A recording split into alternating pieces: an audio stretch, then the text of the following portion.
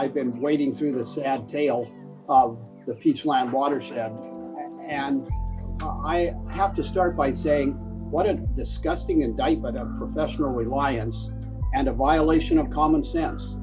I have been looking at watersheds and critiquing them for 40 years, and I've never seen such a blatant example of mismanagement of watersheds.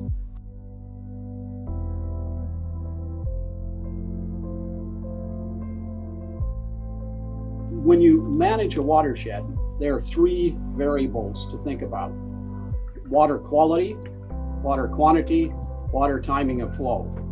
So in a natural watershed, all of those are metered out slowly by the way the system works. In an intact watershed, you have multi-layered canopies of trees and vegetation, and water drips through that system.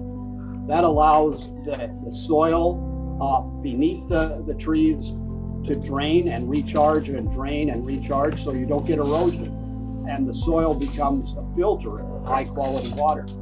But another really important thing is that in an intact forest, there are lots of fallen trees and those fallen trees decay and become sponges for water storage and filtration. Indeed, decayed wood is nature's water storage and filtration system. So you need all those structures for quality.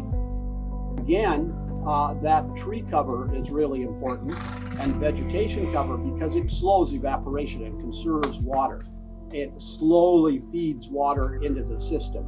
And so what that does is result in the snowpacks, for example, in the top part of your watershed melting very slowly, so they become your late season water before you have fall rains.